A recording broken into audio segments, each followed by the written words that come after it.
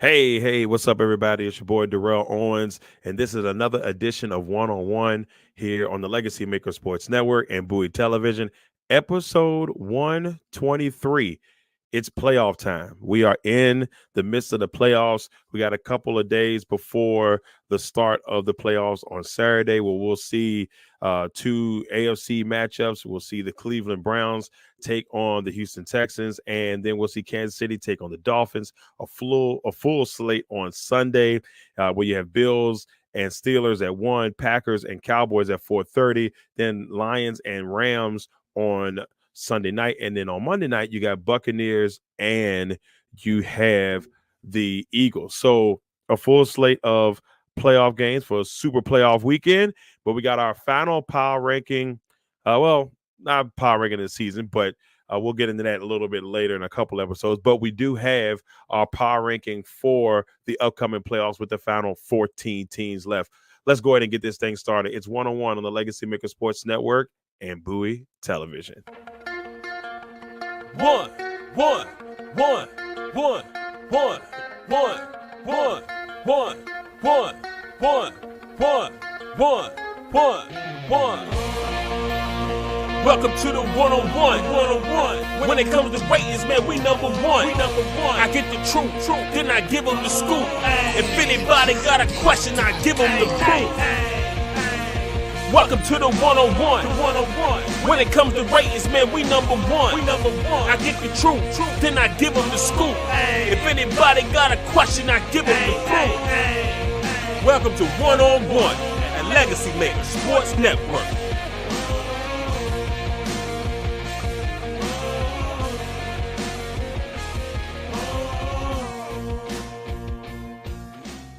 All right, everyone. Once again, thank you. Welcome to One-on-One on the Legacy Maker Sports Network and Bowie Television, episode 123, playoff weekend. First weekend of the playoffs. First of all, I just want to give everybody a happy new year. I know we did that last week, but just be on the safe side, happy new year. And we're getting ready for some NFL playoffs action here over the weekend. It should be a very fun one. And, we're going to get into our power rankings of the top 14 teams left in the dance. And it's, we do it a little bit different style. So I kind of go with that. And then, of course, we'll highlight and preview each a game. And then after that, we will go into, the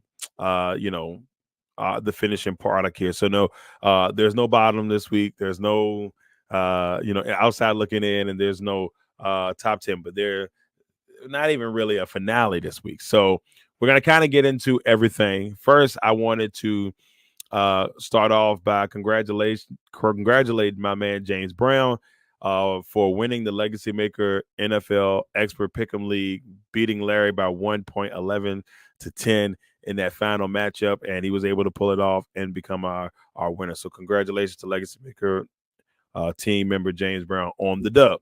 Now, with that being said, going to get into where I finished on the season. Now, I feel pretty good about my season. Now, last year, I had a record of 161, 08, and 2. And that was because of the ties that they had last year. And that kind of messed me up a little bit. But this year, finishing 168 and 104. So a lot better than 7 games over last year. So I'll take that on the win front. I went 9-7 this past week. Did not do well. If I was in the championship game, I would have lost. And if I was in the semifinal, I would have won last week. But that's besides the point. I went 12-4 in week 17, 9-7 in week 18. So finishing out the season that way. Feel pretty good about it. I thought that there were some points in the season where I was cooking, and then I really didn't have any really bad weeks, maybe but 2. Everything else, went pretty well. Lost in the first round to my girl, Christina Rulo, Legacy Maker, Sports Network reporter for the Jacksonville Jaguars. Wasn't too thrilled, but hey, kudos to her. Then we'll go into our week 18 players of the week from last week. Jordan Love, an amazing day against the Chicago Bears. Now, points-wise, if you look at the points, they didn't only put up 17 points against Chicago, but they did win the game, clinching a playoff berth as the number 7 seed in the NFC. 27 for 32, 316 yards and 2 touchdowns. The efficiency was amazing. Only one hiccup for him, and he did have a fumble where he was trying to go to the sideline and the ball got poked out by the players. I believe it was by the player's helmet, but they still were able to persevere, sweep the Bears during the season, and make the playoffs. Our defensive player of the week is Xavier McKinley. 6 tackles, 2 interceptions, and a 27-10 victory over Philly. A big win over Philly, which would give the Dallas Cowboys the NFC East championship and give them the number 2 seed in the NFC. So that will be the Packers' opponent this week as they take on. They'll go head to head on Sunday at 4:30 p.m. But congratulations to our final players of the week for the regular season. Now, last year during this time, I didn't do players of the week for the for the postseason. But this time around, I plan on doing players of the week for the postseason, this time around, and try to highlight the players that are showing off during the playoffs. Now, we're going into that power ranking, and then not necessarily the top 10, but the top 14 teams left and where I see them ranked. First off, at number 14, the Green Bay Packers. Now, the Packers are the youngest team in the modern era to make the playoffs. Their offense, I think the average age is like 23 years old. And so they're a very young football team who went on some nice streaks. They beat the defending Super Bowl champions in Lambeau this year. They beat the Detroit Lions this year. So they have beaten 3 of the teams that are in the playoffs this year and with the Rams, the Lions, and they also defeated the Kansas City Chiefs. So they have, a little bit of experience of playing against some of the tougher teams and getting wins. So they fought hard and they are into the playoffs. They got a tough task as they take on the Dallas Cowboys on Sunday. Now, next, the Tampa Bay Buccaneers, winners of the NFC South. And it came down to the very last week, and they had a chance. They just needed to win, and they were in. They also, if they had lost, then either the Saints or the Falcons would have got in the winner of that game. Saints did end up winning that game like 48-17. But by that time, the Tampa Bay Buccaneers had already clinched the division, and now they get to host the Philadelphia Eagles this weekend. So that also should be a very interesting matchup.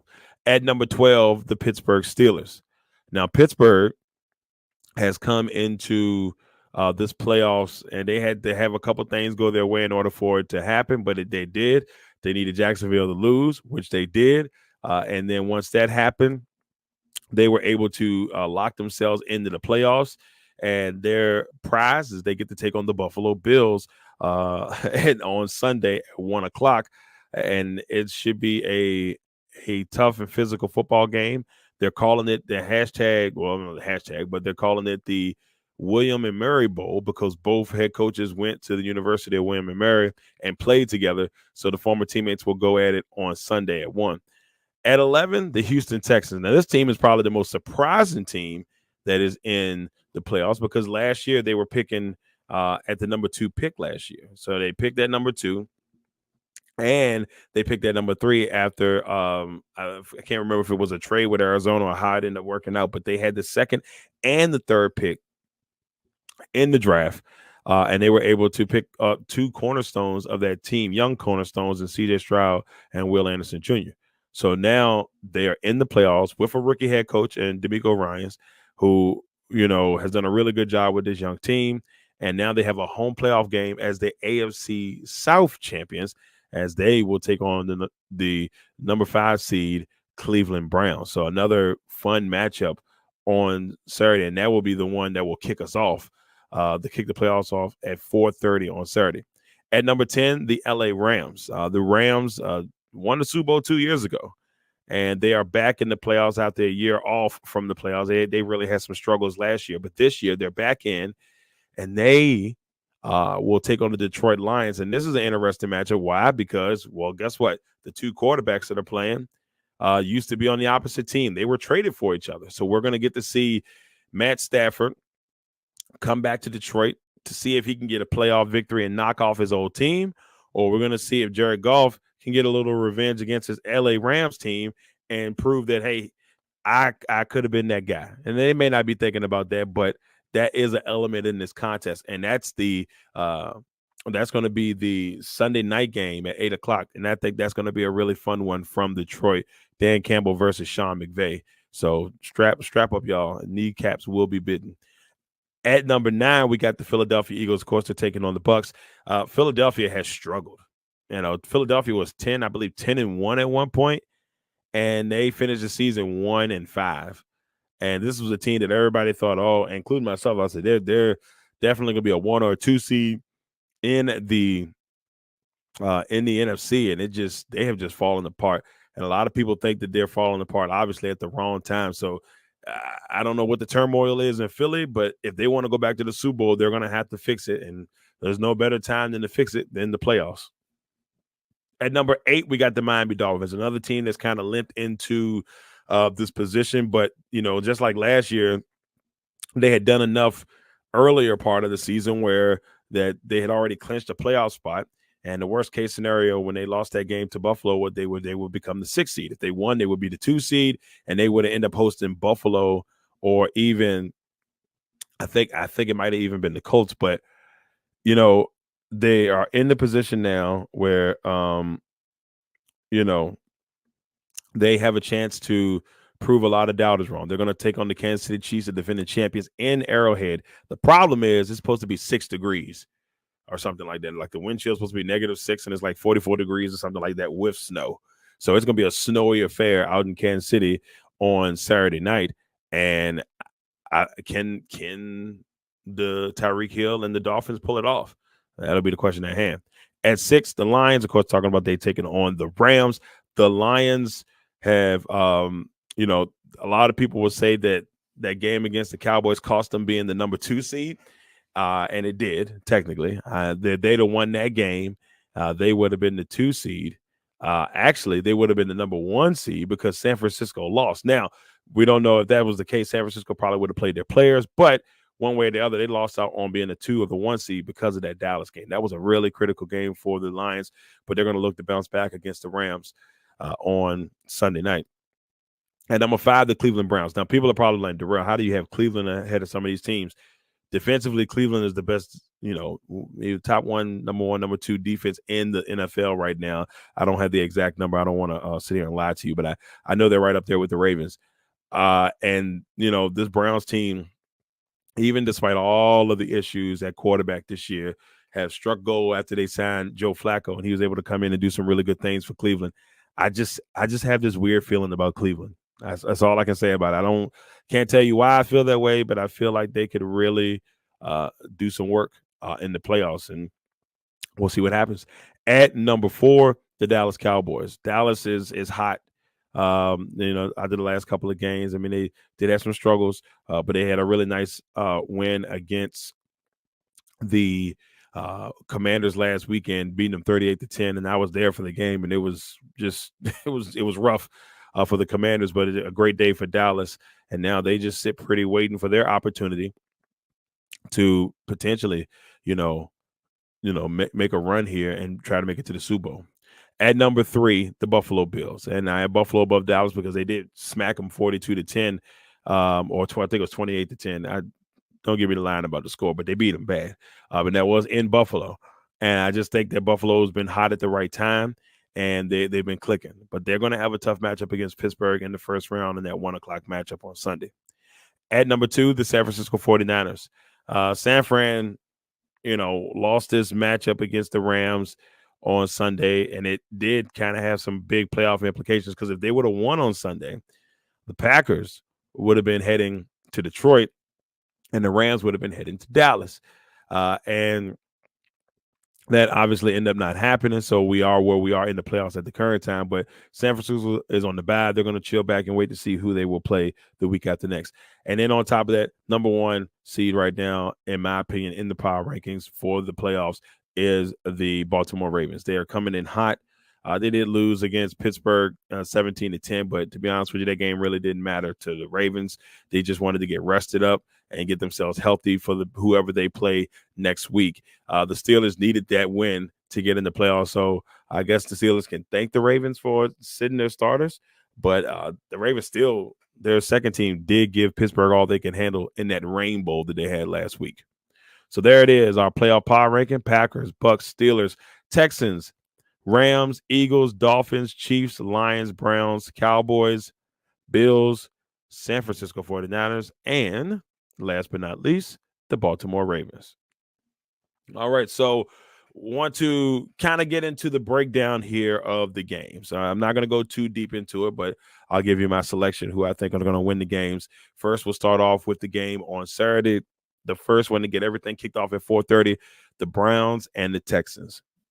Now, this game for me, it is still a tough one to call because I like the Browns, and I think the Browns could make a run, make a nice little run in the AFC here. They maybe even get to the AFC Championship game. Who knows? But it's going to be a tough one because this young Houston Texans team has played really good football all year. They've been tough all year. And, C.J. Stroud has looked amazing. And so they did play each other a couple weeks ago, and Cleveland won, I believe, 38-22 or either 36-22. And in that game, there was no C.J. Stroud. Case Keenum was at QB, and the Browns just decimated the Texans. Now, that could change this time around, but I still think the Browns somehow pull this off. But I don't think Houston goes down without a fight. So I got the Browns in that one. In the 8 o'clock game, we got the Dolphins and the Chiefs. Now, I'm not going to lie to you. I really wanted to pick the Dolphins in this one. But I don't know how they're going to handle the cold.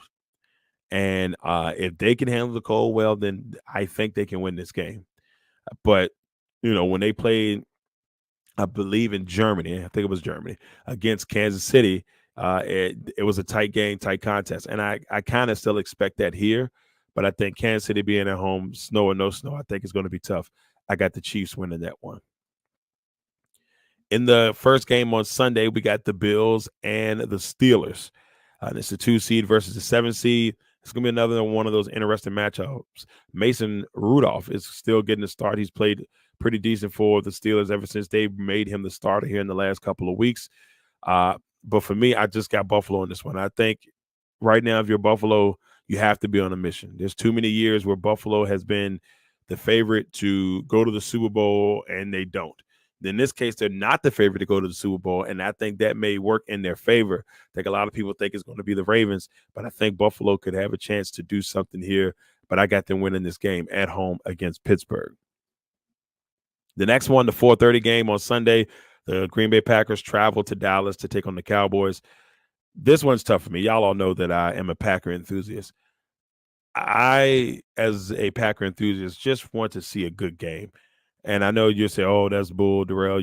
Look, this is a young team that all I need to see is development. If they play well and they lose, I can deal with that.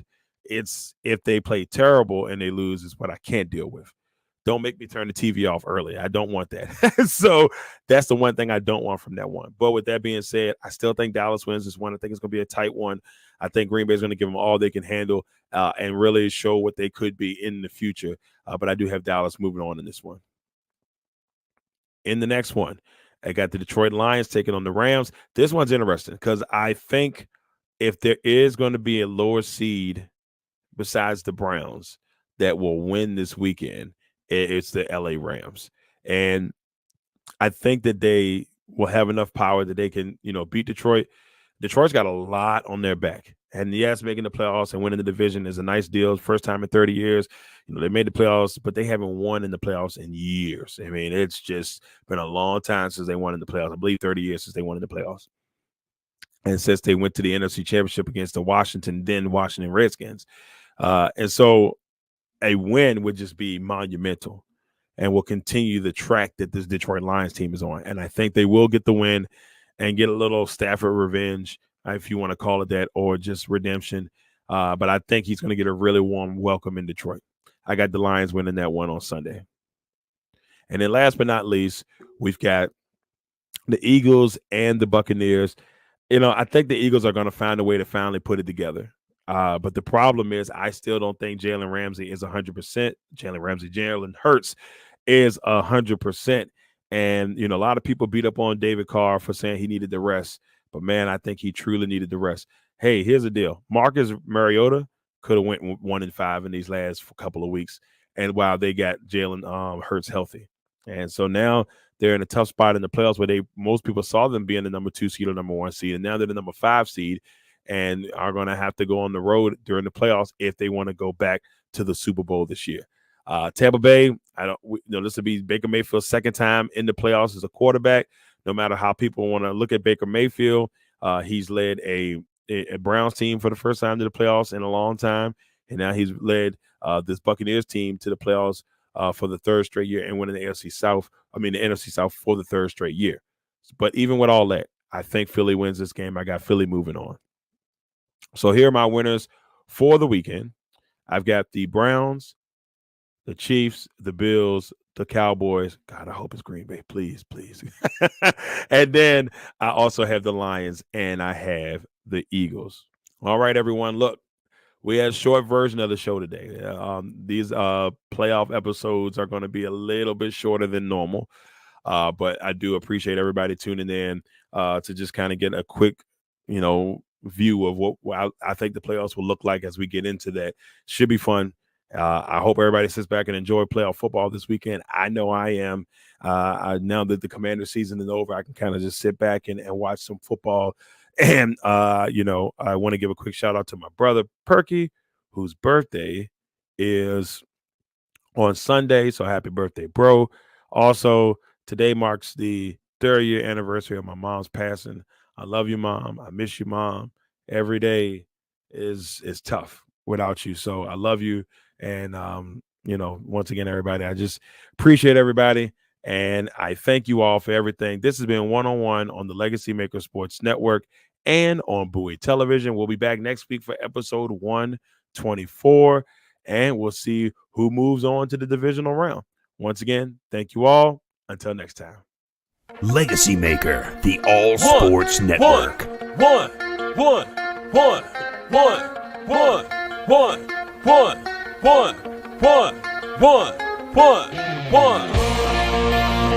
Welcome to the one-on-one. When it comes to ratings, man, we number one. I get the truth, then I give them the scoop. If anybody got a question, I give them the